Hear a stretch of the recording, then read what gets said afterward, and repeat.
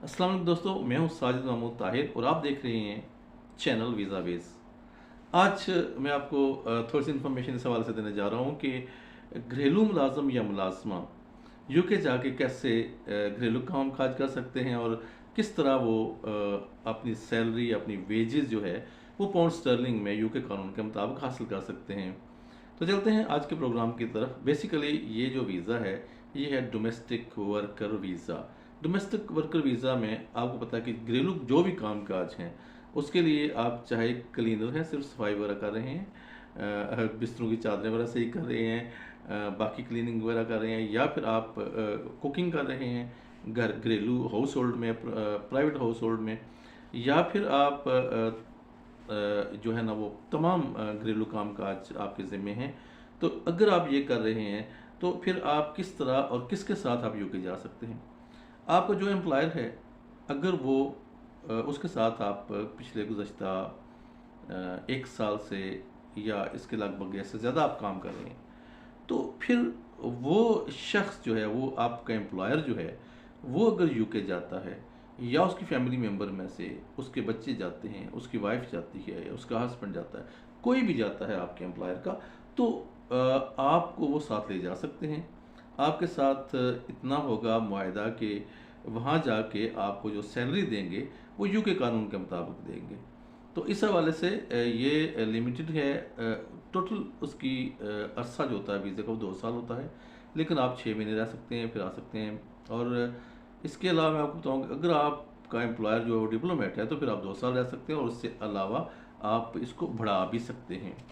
तो ये है एक काम और सीधी सी बात। लेकिन अब आपको क्या क्या रिक्वायरमेंट क्या क्या हैं, क्या क्या डॉक्यूमेंट चाहिए होंगे ये वीज़ा अप्लाई करने के लिए, तो ये बताते हैं आपको कि उसमें सिर्फ आपका एक तो आपका करंट पासपोर्ट चाहिए, वैलिड पासपोर्ट चाहिए, मोर देन 6 मंथ उसकी वैलिडिटी हो, और प्रूफ हो आपके पास कि आप ये अखराजात जो हैं वहाँ के बर्दाश्त कर सकते हैं। मिसाल के तौर पर ये भी तो हो सकता है कि आपका एम्प्लॉयर आपकी कास्ट जो है वो बर्दाश्त कर ले, ये जो एयर टिकट की है, और अनटिल आपकी सैलरी आपको मिलती है। और या फिर ये है कि आपके पास कोई थोड़े बहुत सेविंग्स में पड़े हों। इसके अलावा एक अपेंडिक्स होता है, वो आपने कंप्लीट करना होता है, और वो दोनों पार्टीज़ के साइन होते हैं, आपके और आपके एम्प्लॉयर के।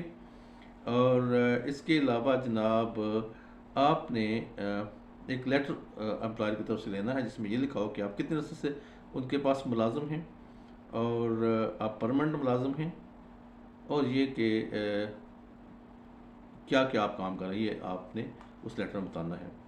तो इसमें से जो आपने मज़ीद कोई डॉक्यूमेंट प्रोवाइड करने हैं उसमें से जो अभी मैं आपको बताने जा रहा हूँ उसमें से कोई एक डॉक्यूमेंट बतौर सबूत आप पेश कर सकते हैं। इसमें जनाब ये है कि पे स्लिप्स और bank statements showing payment of salary, यानी कि आप या तो अपनी पे स्लिप्स पेश करेंगे या फिर बैंक स्टेटमेंट पेश करेंगे जिसमें आपकी सैलरी महीने के महीने आ रही हो। कंफर्मेशन ऑफ टैक्स पेड, अगर आप और नहीं करते तो अगर आप टैक्स पे कर रहे हैं तो उसकी कंफर्मेशन हो, या फिर आप confirmation of health insurance paid, या आपने हेल्थ इंश्योरेंस वगैरह पे की हुई हो, मतलब ये उस हवाले से, चूँकि यूके में है तो उस हवाले से भी आता जाता है। कॉन्ट्रैक्ट ऑफ एम्प्लॉयमेंट, या फिर आपके पास कुछ नहीं है तो आपका एक कॉन्ट्रैक्ट होना चाहिए अपने एम्प्लॉयर के साथ। तो इनमें से कोई एक चीज़ वो कहते हैं कि आप सबूत के तौर पर जो है वो प्रोवाइड कर सकते हैं।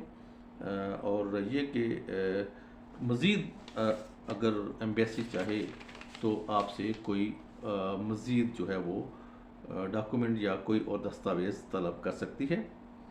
इसके अलावा मैं आपको बताऊँ कि ये इस वीज़े की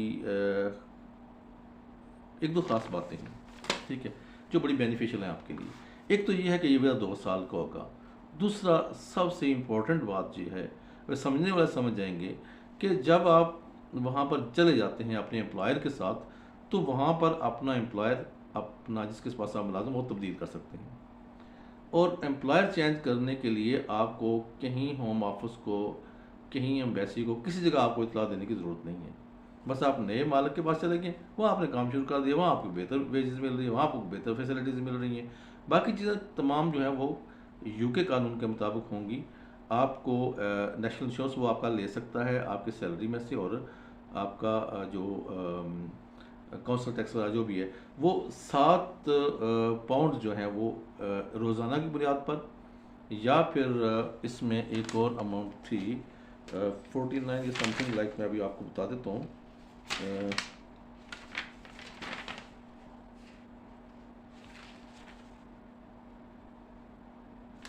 कुछ ऐसी 49 या इस तरह कोई अमाउंट थी जो आप जो है ना वो आपसे ले सकता है वीक के हिसाब से। तो आपको जो सैलरी देगा वो मिनिमम वेज जो गवर्नमेंट ने मुकर्रर की हुई यूके में वो देगा, उससे कम नहीं दे सकते। और अगर आप वो कम कम आपको देना चाहें भी तो आप उसके खिलाफ कंप्लेन कर सकते हैं, उसके खिलाफ केस कर सकते हैं। और उसके लिए अलावा होम ऑफिस ने वो अदारों के नाम और एड्रेसेस वगैरह भी दिए हुए हैं जिनमें आप जाकर उनसे हेल्प ले सकते हैं। वो कालियान हैं और वो द साल्वेशन आर्मी है और द मॉडर्न स्लेवरी हेल्पलाइन है। तो इन अदारों में जाके भी आप जो है ना वो हेल्प ले सकते हैं और वो आपको हेल्प आउट कर सकते हैं। तो ये एक ऐसा वीज़ा है डोमेस्टिक वर्कर का जिसमें अगर आप किसी ब्रिटिश जो बंदा यहाँ पे रह रहा है, अमूमी तौर पर ये बाहर रह रहा है, अपने मुल्क में काम ही जाता है, उसके साथ जा सकते हैं। या फिर कोई बंदा भी जिसके पास वीज़ा है यूके का, वो भी आपको बतौर एम्प्लॉई साथ ले जा सकता है अगर आप ये साबित कर दें कि आप उसके साथ गुज़श्ता 1 साल से काम कर रहे हैं। उम्मीद है आपको ये इन्फॉर्मेशन भी पसंद आई होगी। Thank you so much. Allah निगहबान।